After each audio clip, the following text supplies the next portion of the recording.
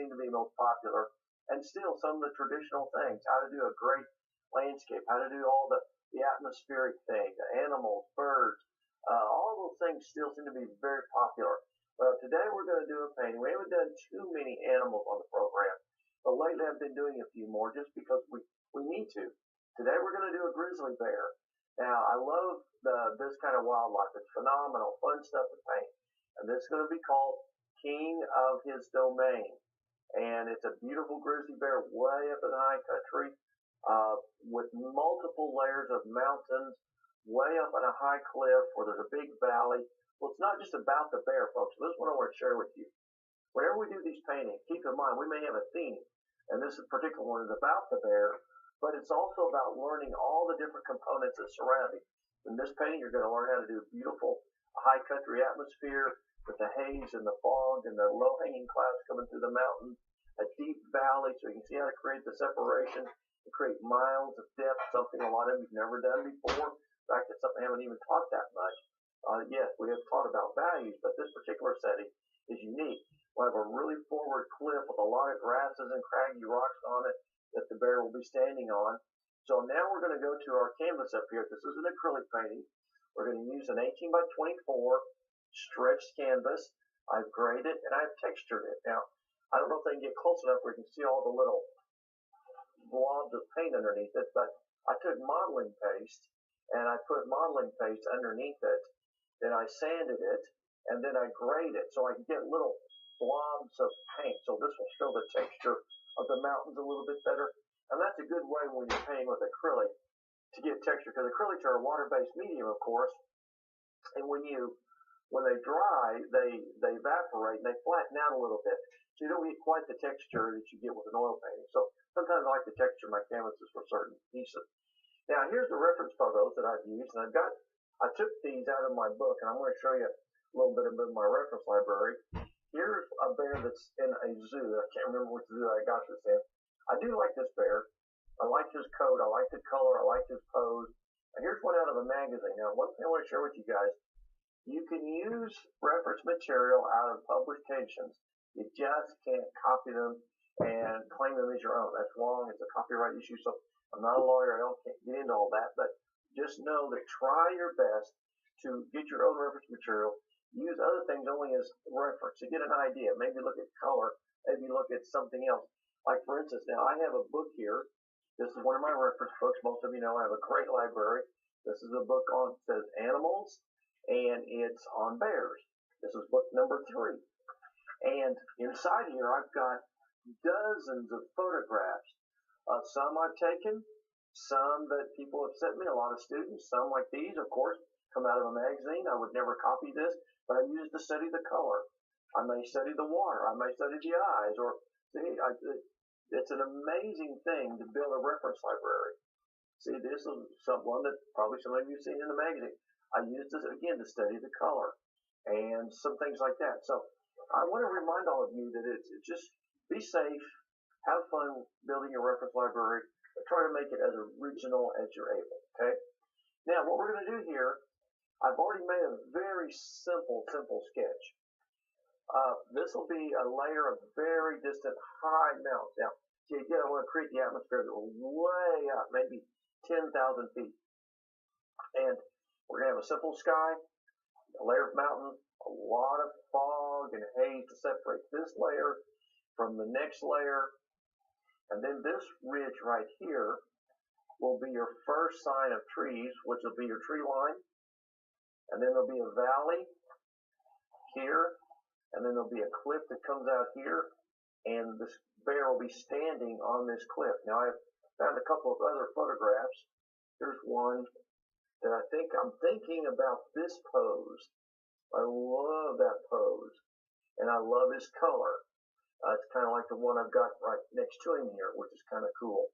So, and let's see, there's another one that's in the same zoo. I honestly can't remember if it's the zoo here in my own hometown in Tulsa, near Tulsa, or someplace else. But anyway, that's the bear I'm thinking about using. So we're going to have a lot of fun. The bear will be standing here, and yes, he'll be our main focal of interest.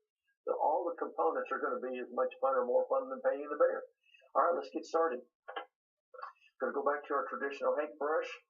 We have our traditional dirty palette, same color scheme that we always use, and our gesso.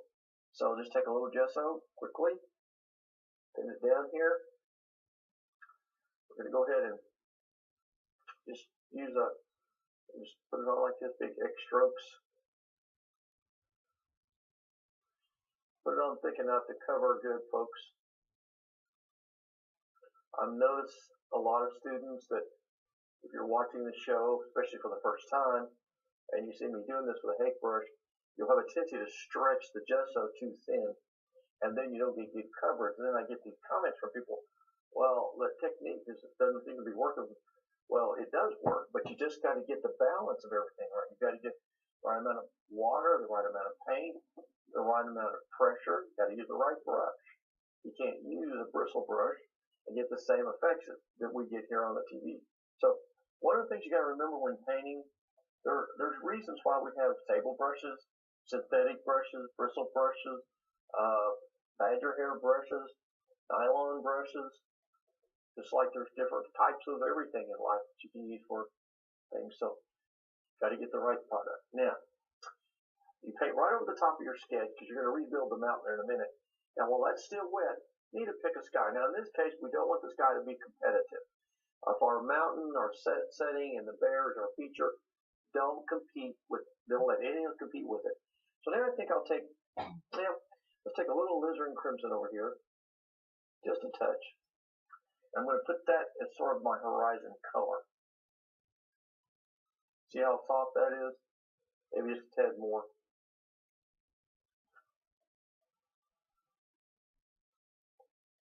Feather that in and across. I think I'm going to go stronger.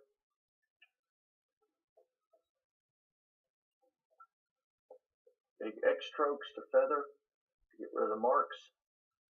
Okay to see brush strokes, you just don't want to see brush marks. Now you can take a little ultramarine blue, a little touch of turquoise deep, double load your brush, and start at the top. Again, big X's, come all the way across, feather this paint until it sort of fades out. So that way we get a little light to dark and a lot of modeling going on here.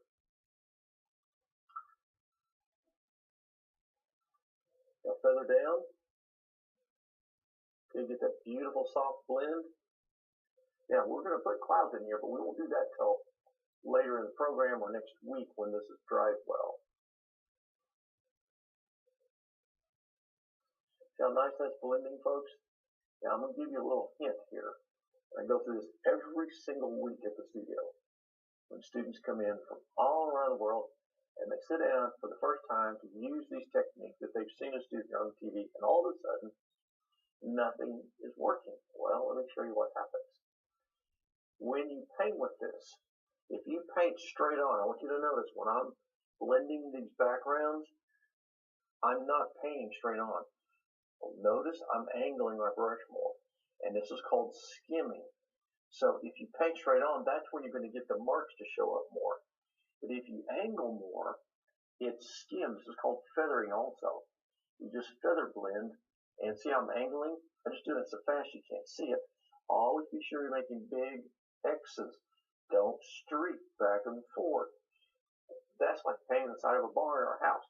Works good for that, but it doesn't work good for painting because you can't blend well. You just streak. Excuse me. And so that's why we do that, all right? So that's your soft underpainting, soft light sky. Now the first layer of mountains go in. You want to do this while they're still wet. Don't even clean your brush, just a little water.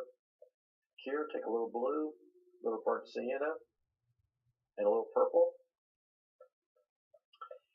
We want this to be on the cool side. Remember, cool creates distance. Warmer colors create forward.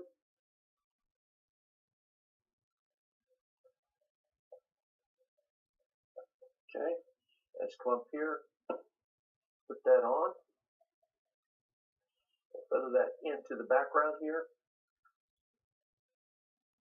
And you can see now how it starts to lighten. So you're going to build your background mountains. Feather that tone right on down into here. Cross over here. Blur this a little bit.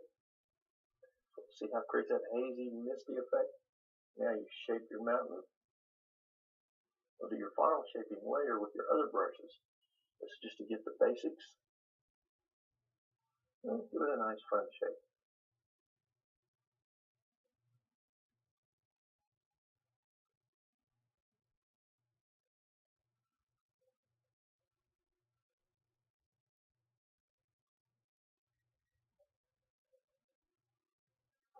Go to this side. Now as it comes down in through here, I want you to add a little more gesso. Just a touch more purple. Maybe a touch of ultramarine. We want this to be lighter in this area. Looks like it needs a little more moisture.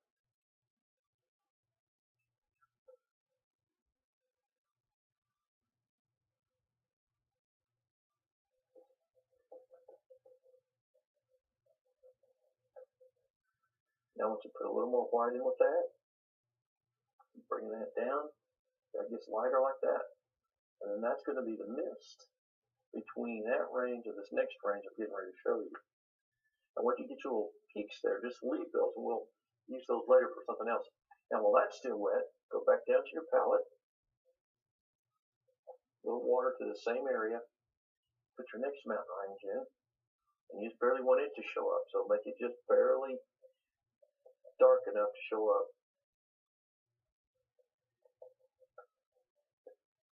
See how much work you can do with this paintbrush before you ever get into the main body of the painting. Pretty fascinating, really.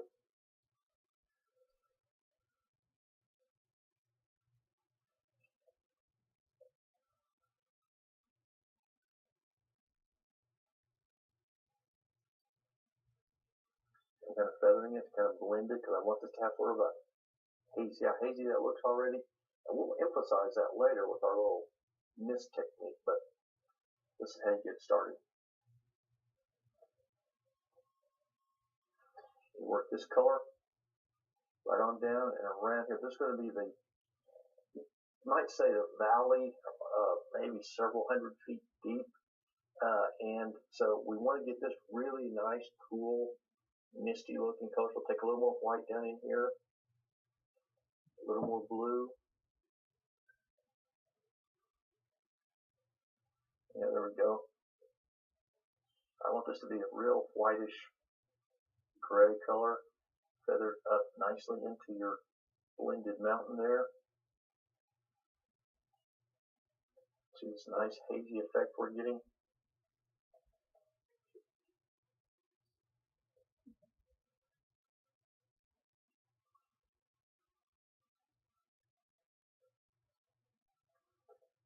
As you go down to this corner, just add a little more white as you go. Now it won't look pure white because you've already got all that stuff on your brush from the other layers, so it's still going to look kind of a grayish white, which is what you want. Just a touch more water, touch more gesso, a little bit of color from down here,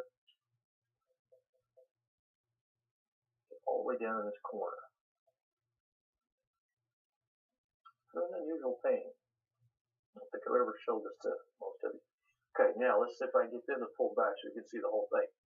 Okay, now let's count the values even at this stage. You have your sky, which you could count as value 1. This would be value 2. This would be value 3. And then we're going to get into this foreground would be value 4. Now, that's just where we're at this stage. Now, as we add pine trees and other things, we end up with another value or 2 based on where we place those and what the intensity of those values are. So we'll see as we progress in the painting. All right, now while that's wet, we're going to go ahead and think about our cliff right here. Now, as I mentioned, I already sketched it in originally, but let's go ahead and re-sketch it. Even though this is wet, you can still do this with a piece of charcoal. See this little cliff is going to stick out, and pull this over there. So that you can definitely see this valley right through here. And then we'll probably have the tip of some pine trees sticking up, so you'll know there's something there. But we're going to block in the cliff. Now I'm going to go to my number 6 bristle brush. Go back right down here to your, well, no, I wouldn't go there. I'll take something else. Go to your umber, a little sienna, and a little purple, or a little blue too. Let's just block this in real quick. Now, folks, remember, as always, in the beginning, these are just called underpaintings, so don't get high center on the way this looks. If you've been watching the show for a long time, you'll know that this is the way they all start off. All kind of goofy looking. But if you just block this in, you want this to be pretty dark.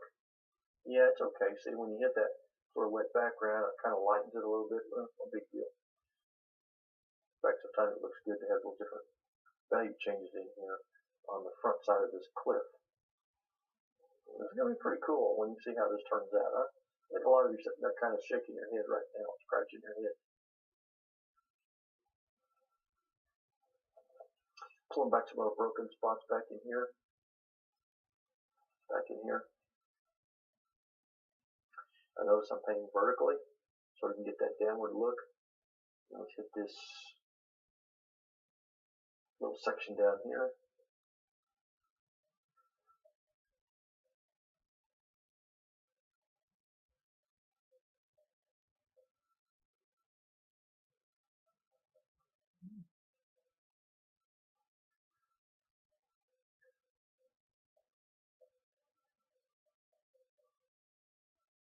That's good. All right, now the top of the cliff, even though it's not really it's going to be a combination of grass, rocks, brush, fallen logs. It's just the edge of the forest. And you know, I don't know if any of you have ever been up in Yellowstone or up in the, some of the great high country places up in the Pacific Northwest, but you'll have a forest, all of a sudden you'll come to the little edge and boom, straight down, you go down and there's a river down the bottom or waterfalls or whatever. In fact, I'm thinking about a distant waterfall right back in there, in this section right there, to add a little more interest. But while we're still letting things dry, I want to cap this up. I'm going to get my underpainting for the cliff on here, and then we'll have this thing all set for starting your fun stuff next time. So now let's go back down here. I'm going to stick right into this now because we want some lighter color. Take some umber, some gesso, a little blue. Look, you can put anything in here, a little sienna, as long as you stay with these earth tones. Okay, it's going to be just a little too brown, so I add just a little more blue to it.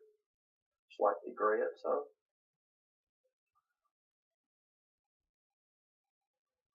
Now this is called just capping. It's going to cap the top of this cliff so that we can have it to operate with next time. But even at this stage, you're going to see it's going to look pretty cool. Let's see, I'm using a lot of choppy, broken strokes. It's called segmented painting, where you just paint little chunky segments. You don't big long strokes like that.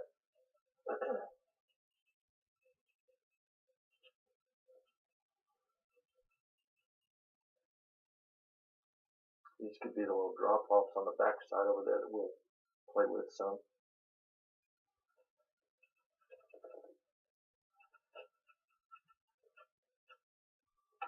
You could use a bigger brush if you wanted to, folks, but one of the things I like about a smaller brush, this number 6, is you can get a lot more brush stroke effects. And to me, in this particular painting, that's important. It's not in every painting, but it is in this one. Let's see, I'm going to put a little cap here. Then you kind of see the little crack going back in there. And you can bring it back further later if you want to.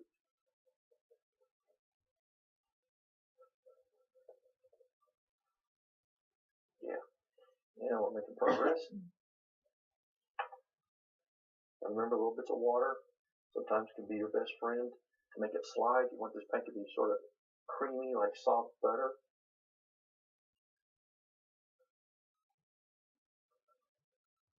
To make it just a little warmer than the end of the painting.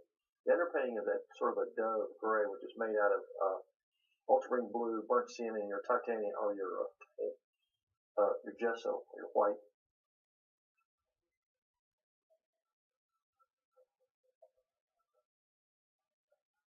And you see, this phase of the painting goes pretty quickly because we're just blocking in. This is one of my, kind of like building a house. I don't know if any of you ever built a new house, but I've built a couple of houses over the years, and the framework goes up real fast. You get the foundation in, then all of a sudden it's going up, and you're all excited, and boom, and everything slows down. You think it's come to a stop because when you get to the detail, it just takes time. It takes a lot more concentration, focus, and same thing here. Once we get past this slows down a little, and you just have to take your time and work through it. Another thing I've noticed that we're kind of an impatient people, and when you do this kind of painting, folks, you've got to learn to develop a little more patience than normal. And make it a little darker down in this corner. Again, still not knowing what all I'm going to have here, but this is just the cap of the cliff. And then when the cliff is finished, we'll have brush, we'll have a fallen log or two, maybe a stump that's coming up between here. I don't know what really yet. I'll be thinking about that. All right, now can you see, even at this stage it's rough underpainting, you stand back and look at it, look at the wonderful depth. So we know this is way up here in the front. Now it's already has the effect of a drop, deep valley. And by the time we put all of our trees and atmospheric things there, this painting is going to really come alive. Now what I have to do is decide on a light source. So I'm going to go refer back to my reference material to make that decision. Now, if you think about it for a second, if, in fact, I choose to use this bear, which came out of a wildlife preserve, I like the way this light hits the side of this bear. See that beautiful golden glow, the little shadow there, the nice silhouette of his head, and all the little silver lining. I really think I like this pose, even though I like this one too. Same similar situation, but I just like this pose better.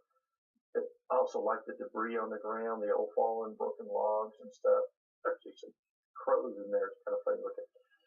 Okay, now, so I think with that being in mind, we'll make our light source come in from the right-hand side. That means when we get ready to highlight our mountains, that they will be highlighted on the right. So let's get up to that little task.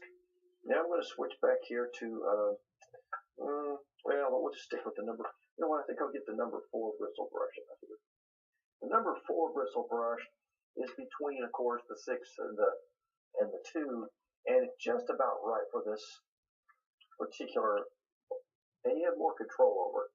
It's not such a lot of hair that you can't control it.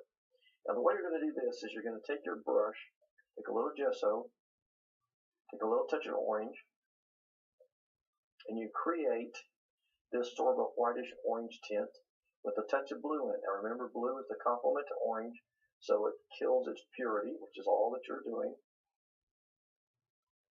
You wouldn't believe it, but see, it creates gray. Now, it's a warm gray, which is what we want. I'm not even sure this is it yet. I got to test this. Maybe too bright, may not be bright enough. I don't know yet. Yeah, it's not strong enough. I need to put a little white in there. Just a touch more orange. I'm just not sure I want. Take another look at that. That's probably about what I want. Let's do a little test up here. Let's go ahead and take it a step further. Now thin this down. Now don't put much on your brush, and also notice, folks, where I'm holding my brush. Now the reason I'm tipping these in is because I have a glare in here, and almost everybody has that in their studios. And I think I mentioned before, they now make easels with extenders on them. I have them on my easel at home that come forward like this. So you cut all the glare off, and you see it better. So that's why I'm doing this. You don't want much on your brush. I'm wiping some of that off. We're going to start this highlighting process now. And remember where we're at. We're way up there. We're way back there. We want this to be a soft, delicate highlight. You're not after a lot of dramatic, strong, detailed strokes, just suggestive things to kind of let you know that there's a mountain back there without too much effort. Take this one. Maybe have a little bit of a valley, kind of blend it just a little bit. The mistake I've noticed that a lot of people make when they're doing mountains is they start that first ridge and then they make the next one just like it, and the next one just like it. That's human nature, to follow patterns. You're born that way, folks. That's not something you can help. You have to force yourself to make irregular patterns in order for this to work. Now let's just notice something. See this little mountain right here? It almost looks like another mountain behind this one. So I'm going to leave it that way. I like that effect. And so I think I'm going to come over here, and I'm just going to emphasize this. Make a little face there.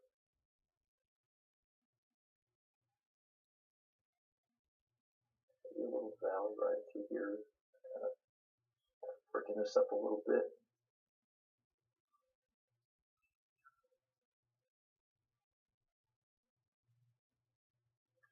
See, I'm just barely tapping and skimming, and now it's starting to look like a mountain.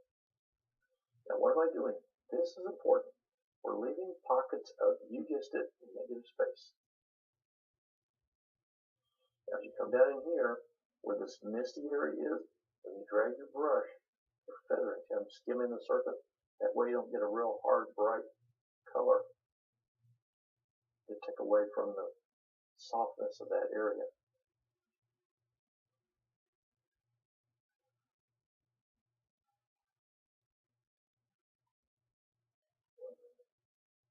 Okay, what we're going to do, folks, now, we're going to have to start winding down as usual. So here's my challenge for you. You can get, if you're going to do this painting, just go ahead and get the background in, get your sky like you want it, get your first layers of, well, just get it to the stage and try to get the first little bit of values on these mountains so you can see the highlighting of their natural form. But remember, keep everything subtle, soft, and not too strong in value. This area right here has to stay very pale and almost sort of washed out. What we're going to do next week, we'll come on forward. We'll work on this mountain a little bit. We'll lay in our little waterfall. We'll put in some distant trees. We'll just keep rolling along, trying to start getting all the subjects in there. And then just a couple more lessons, we'll have this thing wrapped up. Well, thanks for joining me on this painting. It's going to be a blast to see how you finish it up. So God bless you.